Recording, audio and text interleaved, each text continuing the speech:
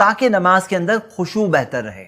سب سے پہلے یہ بتاؤ کہ اگر آپ کو ٹوائلٹ جانا ہے، پیشاب یا پاخانہ کے لیے جانا ہے، اور جماعت سے نماز پڑھنے کے لیے اقامت ہو چکی ہے، نماز بس کھڑی ہونے والی ہے، تو پہلے کیا کریں گے؟ پہلے نماز پڑھنے جائیں گے یا پہلے ٹوائلٹ جائیں گے؟ اس کا صحیح جواب یہ ہے، اللہ کے رسول محمد صلی اللہ علیہ وسلم نے فرمایا اذا اراد احدکم ان یذهب الخلاء، اگر تم میں سے کسی کا ارادہ ہے، وہ چاہتا ہے کہ ٹوائلٹ جائے، وقامت الصلاۃ فلیبدأ بالخلاء، اور نماز کھڑی ہو گئی ہو تو پہلے وہ ٹوائلٹ جائے۔ مطلب اگر آپ کو ٹوائلٹ جانا ہے، آپ جائیے پہلے وہاں، پیشاب پاخانہ کے لیے جائیے، فریش ہو جائیے، فریش ہو کر آؤ، پھر نماز پڑھو۔ اس سے خشوع بھی بہتر ہوتا ہے اور نماز کے لیے لازم بھی ہے۔ پیارے نبی محمد صلی اللہ علیہ وسلم نے فرمایا لا صلاۃ بحضرۃ الطعام، نماز نہیں ہوتی جب کھانا پروس دیا گیا ہے، کھانا موجود ہے، حاضر ہے، اور تبھی اقامت ہو گئی، تب اس کا دھیان ہو سکتا ہے کہاں جائے گا؟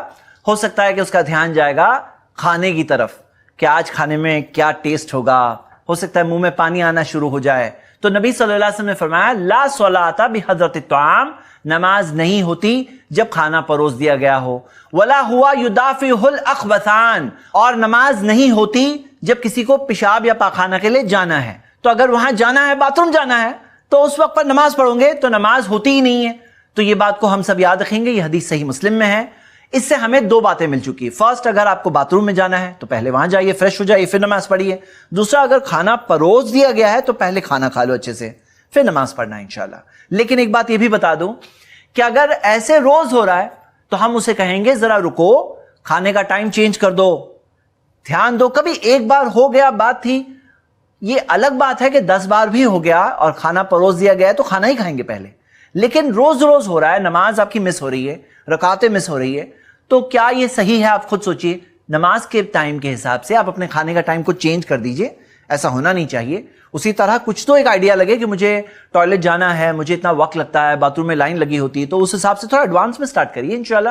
یہ حدیث بالکل اپنی جگہ پر ہے، اگر ٹوائلٹ جانا ہے تو پہلے آپ ٹوائلٹ ہی جائیں گے، لیکن روز روز مطلب ہمیشہ نماز کے ٹائم پہ آپ ٹوائلٹ میں ہو تو ایسا بھی تو نہیں ہونا چاہیے۔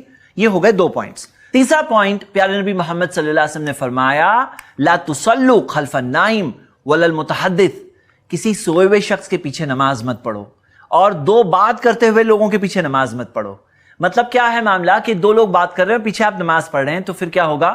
آپ کا بھی دھیان نماز میں ان کی باتوں کی طرف جائے گا، اور نماز میں اگر کہیں پہ ڈسٹربنسز ہیں تو وہ ڈسٹربنسز کی وجہ سے آپ کا دھیان بھٹک سکتا ہے، نماز میں خشوع ڈسٹرب ہو سکتا ہے، تو یہ بات کا بھی خیال رکھیں۔ اور کوئی سویا ہوا شخص ہے، کبھی نیند میں کچھ کرے جس سے نماز ڈسٹرب ہو جائے تو اسے بھی اوائڈ کریے۔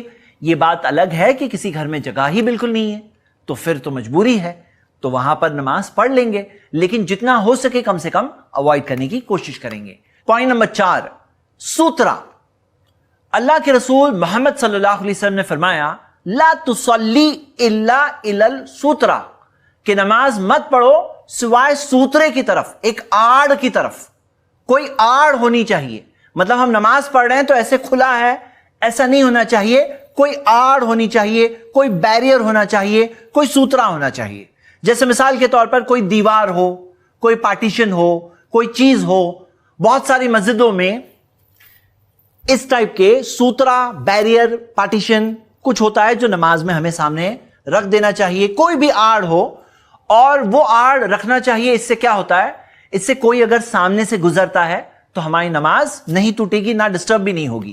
اللہ کے رسول محمد صلی اللہ علیہ وسلم نے فرمایا اذا وضع احدکم بین یدیہ مثل موخرۃ الرحل، اگر تم میں سے کسی نے اپنے سامنے کوئی ایسی چیز رکھا، موخرۃ الرحل، موخرۃ الرحل کسے کہتے ہیں؟ اونٹ کے اوپر جو سیڈل رکھتے ہیں، کجاوا شاید کہتے ہیں، اور اس کے اندر جو پیچھے کی طرف ایک، جیسے کار کے اندر پیچھے سیٹ ہوتی ہے تو ایسے ایک ٹائپ کا بیک ریسٹ ہوتا ہے، تو اس کی ہائٹ کتنی ہوتی ہے؟ تقریباً 1 ہاتھ ہوتی ہے۔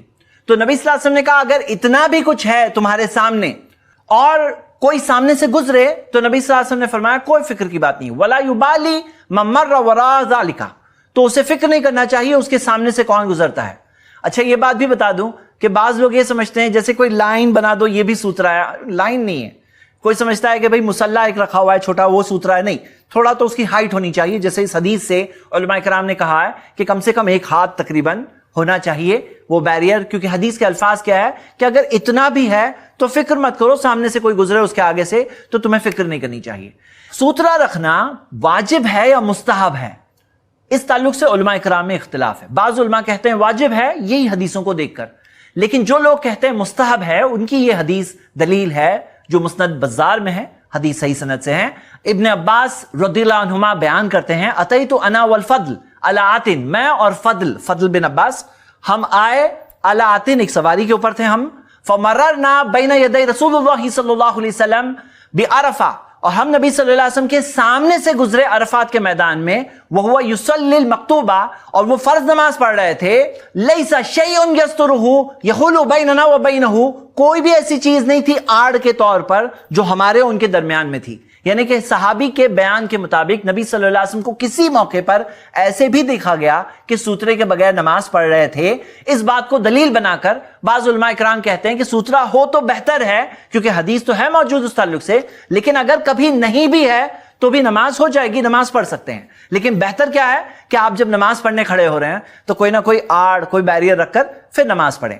مان لیجئے روم میں کوئی نہیں ہے تو لوگ کہتے ہیں ابھی کیا ضرورت ہے، لیکن ہم یہ دیکھتے ہیں کہ شیاطین بھی ہو سکتے ہیں، تو نبی صلی اللہ علیہ وسلم کی تعلیم کی حکمت کیا ہے وہ ہم نہیں جانتے۔ نبی صلی اللہ علیہ وسلم نے یہ نہیں کہا کہ جب لوگ ہو تو ہی، تو ہمیں عام حدیث بھی ملتی ہے، آپ یہ حدیث دیکھ رہے ہیں جو نبی صلی اللہ علیہ وسلم نے فرمایا لا تصلی الا الی السوترا، کہ نماز مت پڑھو سوائے سوترے کی طرف، تو آڑ کی اہمیت ہمیں یہاں پتہ چل رہی ہے۔ یہ ہو گیا پوائنٹ نمبر 4۔ پوائنٹ نمبر 5، چلو نماز ابھی شروع ہونے والی ہے، ذہن میں سے سب کام کو سائیڈ کر دیجئے، سب کام پہ تھوڑے ٹائم کا پاز بٹن دبا دیجئے، اب پوری طرح سے اپنے آپ کو فارغ کر لیتے ہیں اللہ تعالیٰ کے لیے۔ اللہ کے رسول محمد صلی اللہ علیہ وسلم نے فرمایا یا ابن آدم، کہ اللہ کہتا ہے اے آدم کی اولاد، تفرغ لی عبادتی، اپنے آپ کو فارغ کر میری عبادت کے لیے۔ فارغ کیسے ہوتے ہیں؟ کام چھوڑ دیے فارغ ہو گئے جسمی طور پر، کام ذہن میں بھی چھوڑ دیے تو فارغ ہو گئے ذہنی طور پر، تو جسمی طور پر بھی فارغ ہونا ہے، ذہنی طور پر بھی فارغ ہونا ہے۔ اگر ہم اپنے آپ کو فارغ کریں گے تو کیا ملے گا کہ آپ کو پتا ہے؟ اللہ کے رسول محمد صلی اللہ علیہ وسلم نے فرمایا کہ اللہ کہتا ہے، حدیث قدسی ہے، املا قلبک گنن، میں تیرے دل کو مالداری سے بھر دوں گا، واملا یدیک رزقا، اور تیرے ہاتھوں کو رزق سے بھر دوں گا۔ رزق کیا ہوتا ہے؟ صرف پیسے نہیں ہوتے، یہ صحت بھی رزق ہوتی ہے، اچھے حالات، ماحول ملنا، یہ بھی رزق ہوتا ہے۔ ہر طرح کے رزق، دنیا کا رزق، آخرت کا رزق، ہر طرح کے رزق سے اللہ تعالیٰ ہمارے ہاتھوں کو بھر دے گا اگر ہم اپنے دل و دماغ کو فارغ کر دیں گے اللہ کی عبادت کے لیے۔ تو چلو وقت آ گیا نماز کا، نماز کے لیے کھڑے ہو رہے ہیں، اب بریک لگاؤ، اب سٹاپ کرو، سب کام فل سٹاپ، اب نماز کا وقت ہے۔ چلو تھوڑی دیر، یہ نماز تھوڑی دیر کی ہے، 24 گھنٹے نماز نہیں پڑھنی ہے، گھنٹوں گھنٹوں کی نہیں ہے، تھوڑی دیر کی نماز ہے، اب روک دو، سارے کام سے فارغ کر دو اپنے آپ کو اللہ تعالیٰ کی عبادت کے لیے۔ اور اگر ایسا نہیں کریں گے تو پھر کیا دیا گیا ہے؟ حدیث میں آتا ہے یا ابن آدم لا تبعد منی، اے آدم کی اولاد اپنے آپ کو مجھ سے دور مت کرنا، املا قلبک فقرا، اگر ایسا کرو گے، عبادت نہیں کرو گے، فارغ نہیں کرو گے، اپنے آپ کو دور کرو گے، اور آ کر بھی دور کرو گے، آئے ہوئے ہو لیکن دور ہو اللہ سے، ذہن و دماغ ابھی بھی کام کی پلاننگ کر رہا ہے، اب ذہن و دماغ اپنے ہی کام میں، سٹڈیز میں، جاب میں، سروس میں، گھر کے کام میں سب لگا ہوا ہے، دماغ بزی ہے، فارغ نہیں ہے، اللہ سے دور ہے، تو پھر کیا ہوگا؟ نبی صلی اللہ علیہ وسلم نے فرمایا کہ اللہ نے کہا یا ابن آدم، اے آدم کی اولاد، لا تبعد منی فاملا قلبک فقرا، میں تیرے دل کو فقیری سے بھر دوں گا، فقیری سے بھر دے گا اللہ تعالیٰ، واملا یدیک شغلا، اور تیرے ہاتھوں کو کام سے بھر دوں گا، مطلب ہاتھ کام سے بھرے ہوئے ہی رہیں گے۔ کئی بار ہوتا ہے نا، ہم لوگ کام کر رہے ہیں، ختم نہیں ہو رہا ہے، کام پہ کام آئے جا رہے، کام پہ کام آئے جا رہے، اور کبھی کبھار ایسا ہوتا ہے کوئی کام کیے بغیر ہی ختم ہو جاتا ہے، دل میں اطمینان ہوتا ہے، اصل چیز کے لیے وقت ہوتا ہے زندگی میں، اصل اہم چیزیں زندگی میں پوری کر پاتا ہے انسان۔ تو میرے بھائی امی بہنیں، اس حدیث میں ایک بہت اہم تاکید ہے ہم سب کے لیے، تو نماز سے پہلے یہ 5واں پوائنٹ آپ کے سامنے رکھ رہا ہوں کہ اپنے آپ کو فارغ کر دو نماز کے لیے۔ پوائنٹ نمبر 6، یہ احساس دل میں لانا ہے کہ اللہ ہمیں دیکھ رہا ہے۔ پیارے نبی محمد صلی اللہ علیہ وسلم نے کیا فرمایا؟ حدیث ہے صحیح بخاری میں، الاحسان ان تعبد اللہ کأنک تراہ، احسان یہ ہوتا ہے کہ ہم اللہ کی عبادت اس طرح سے کریں گویا کہ ہم اللہ کو دیکھ رہے ہیں۔ آپ کو پتا ہے قیامت کے دن اللہ تعالیٰ کا دیدار کریں گے مومنین، مسلمان دیدار کریں گے اللہ تعالیٰ کا، اور جنتیوں کے لیے جو نعمتیں ہوگی وہ نعمتوں میں سے سب سے اعلیٰ اور سب سے بڑی نعمت ہوگی اللہ تعالیٰ کا دیدار۔ اب سوچو کہ وہ دیدار کرنے کے بعد دل کا کیا حال ہوگا؟ دیدار کرنے پر دل کا کیا حال ہوگا؟ اوہ سبحان اللہ، کیا حال ہوگا دل کا؟ یہ انسان جس کی عبادت کرتا تھا، جو آسمان و زمین کائنات کا بنانے والا ہے، اس کا دیدار کرنے موقع ملے، اس کے بعد دل کا کیا حال ہوگا؟ تو یہاں پہ نبی صلی اللہ علیہ وسلم یہ نہیں کہہ رہے ہیں کہ سوچو اللہ تعالیٰ کیسے دکھتے ہیں، اللہ تعالیٰ کو تو کوئی سوچ نہیں سکتا۔ اللہ تعالیٰ نے قرآن میں کیا فرمایا؟ لیس کمثلہ شیء، اس کے بمثل تو کوئی ہے ہی نہیں۔ یہاں بات یہ ہو رہی ہے کہ کأنک تراہ، جیسے کہ تم گویا کہ اللہ کو دیکھ رہے ہو، مطلب یہ ہے کہ جو دل کا حال ہوگا تب دیکھنے پر ایک مومن کا، تب جو حال ہوگا وہ حال لے آؤ، اب وہ حال اب لے آؤ، دل کا ویسا حال لے آؤ۔ تو یہ ہے احسان۔ اور پھر نبی صلی اللہ علیہ وسلم نے فرمایا فَإِن لَمْ تَكُنْ تَرَاهُ، اور اگر یہ نہیں سوچ سکتے کہ تم اللہ کو دیکھ رہے ہو، یہ احساس اس درجے تک تم نہیں پہنچ پا رہے ہو، کیونکہ حقیقت میں مشکل درجہ ہے۔ آدمی وہ احساس دل میں لا کر وہ احساس کے ساتھ اللہ کی عبادت کرے، یہ ایک مشکل بات ہے۔ فَإِنَّهُ يَرَاكَ، تو کم سے کم اتنا سوچ لو کہ اللہ تمہیں دیکھ رہا ہے، اللہ تمہیں دیکھ رہا ہے، کم سے کم اتنا سوچ لو۔ تو میرے بھائی میری بہنیں جب نماز کے لیے کھڑے ہوتے ہیں تو یہ فیلنگ لانی چاہیے کہ اللہ مجھے دیکھ رہا ہے، میرا رب مجھے دیکھ رہا ہے۔ ایسا نہیں کہ کوئی نہیں دیکھ رہا ہے، ایسا نہیں کہ میں پڑھ رہا ہوں نماز کوئی نہیں دیکھ رہا ہے، یہ فیلنگ لانی چاہیے کہ اللہ مجھے دیکھ رہا ہے۔ اور آخری 7واں پوائنٹ کہ نماز کے لیے جب کھڑے ہوں تو یہ سوچ کے پڑھنا ہے جیسے کہ آخری نماز پڑھ رہے ہیں، زندگی کی لاسٹ نماز پڑھ رہے ہیں، کیونکہ پیارے نبی محمد صلی اللہ علیہ وسلم نے سکھایا ہمیں، سنن ابن ماجہ میں حدیث ہے حسن سند سے، اذا قمت فی صلاتک، جب اپنی نماز کے لیے کھڑے ہو جاؤ، فصلی صلاۃ مودین، تو الوداعی نماز پڑھو۔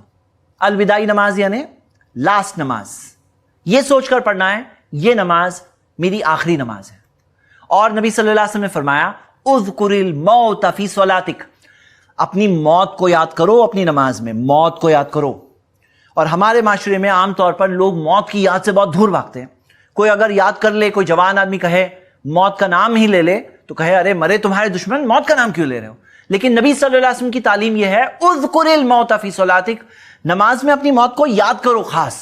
فإن الرجل اذا ذکر الموت فی صلاته، کیونکہ ایک شخص جب موت کو یاد کرتا ہے اپنی نماز میں، لحری ان یحسن صلاته، تو وہ بہت زیادہ کوشش کرتا ہے کہ وہ اچھی نماز پڑھے، اچھے سے نماز پڑھے۔ وَصَلِّ صَلَاةَ رَجُلٍ لَا يَظُنُّ أَنَّهُ يُصَلِّ صَلَاةً غَيْرَهَا، اور ایک ایسے شخص کی نماز پڑھتا ہے جو یہ سوچتا ہے اس کے بعد میں کوئی اور نماز نہیں پڑھنے والا ہوں۔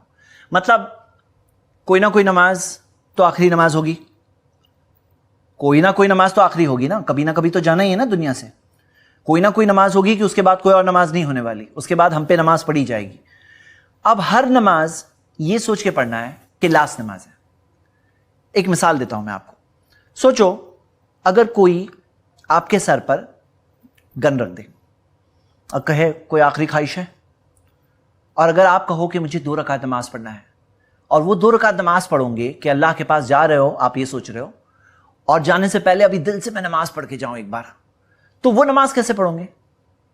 ہر نماز ویسے ہی پڑھنا ہے، کیونکہ کبھی نہ کبھی تو ہمیں جانا ہے، اور کوئی گارنٹی ایسے بھی نہیں ہے کہ اگلی نماز تک زندہ ہو۔ ہم میں سے کوئی بھی گارنٹی نہیں دے سکتا ہے کہ اگلی نماز تک میں ہوں، کیونکہ موت تو کبھی بھی آتی ہے۔ تو میرے بھائی میری بہنیں، نماز تو پڑھنی ہے، اچھی طرح سے پڑھنی ہے۔ نماز شروع کرنے سے پہلے دل کے حال کیا ہونا چاہیے، جسم کا حال کیا ہونا چاہیے، ہم نے اس تعلق سے چند باتیں دیکھی۔ اس ایپیسوڈ میں ہم نے 6 شرط دیکھے، امید کرتا ہوں کہ وہ 6 کے 6 شرط آپ کو اچھی طرح سے یاد ہوں گی۔ اور اس کے بعد ہم نے 7 چیزیں دیکھی کہ جو چیزوں کا ہمیں خاص خیال رکھنا چاہیے نماز شروع کرنے سے پہلے، کہ کہیں آپ کو پیشاب پاخانہ کے لیے جانا ہے، کہیں آپ کا کھانا پروسا گیا ہے، آپ نماز پڑھنے کھڑے ہو رہے ہو، کہیں کوئی آپ سوئے ہوئے پرسن یا بات کرتے ہوئے لوگوں کے پیچھے نماز تو نہیں پڑھ رہے ہو، نماز میں آپ نے کوئی سوترا سامنے رکھا یا نہیں رکھا، نماز میں آپ اپنے سارے کام سے چھٹی لے کر تھوڑی دیر اپنے آپ کو فارغ کر کے نماز پڑھ رہے ہیں نہیں پڑھ رہے ہیں، یہ احساس کے ساتھ پڑھنے کی کوشش کر رہے ہیں جیسے کہ ہم اللہ کو دیکھ رہے ہیں، اللہ کا دیدار کر رہے ہیں، ویسا دل کا حال ہونا چاہیے۔ اور اگر ویسا نہ ہو سکے تو کم سے کم اتنا سوچیں کہ اللہ مجھے دیکھ رہا ہے۔ اور آخری بات یہ سوچ کر پڑھیں کہ آخری نماز ہے۔ انشاءاللہ اگلی ایپیسوڈ میں ہم تکبیر تحریمہ کہنے والے ہیں، پورا ڈیمانسٹریشن پورے سٹیپ بائی سٹیپ طریقے سے آگے بڑھے گا۔ آپ جڑے رہیے، نماز ایک بہت اہم عبادت ہے، بہت ضروری ہے کہ ہم اپنی ہر نماز بہترین طریقے سے ادا کریں۔ میں آپ کو اور ابھاروں گا کہ ریویژن بھی کریں، ایگزام بھی دیں، نوٹس بھی ڈاؤن لوڈ کریں، سٹڈی بھی کریے، ریوائز بھی کریے اور یاد بھی کریے۔ امید کرتا ہوں پچھلی بار والا ہوم ورک آپ نے کیا ہوگا، سورۃ الفاتحہ میں نے کہا تھا ترجمے کے ساتھ یاد کرو، آج میں کہہ رہا ہوں اس کے بعد کی کچھ صورتیں، چھوٹی چھوٹی صورتیں، اس کا ترجمہ یاد کریں۔ کیوں؟ فائدہ آپ کا ہوگا، نماز میں دھیان آپ کا بہتر لگے گا۔ اگر آپ سمجھیں گے ہم کیا کہہ رہے ہیں تو آپ کو انشاءاللہ بہتر دھیان لگانے میں آسانی ہوگی. ملیں گے انشاءاللہ اگلے ایپیسوڈ میں. امید کرتا ہوں کہ آپ ہوم ورک بھی کر کے آئیں گے اور پورے دل و جان اور دلچسپی کے ساتھ، انٹرسٹ کے ساتھ، نماز کی اہمیت کو سمجھتے ہوئے اپنی اس عبادت کو اچھی بنانے کے مقصد سے ساتھ میں جڑے رہیں گے. شکریہ. السلام علیکم ورحمۃ اللہ.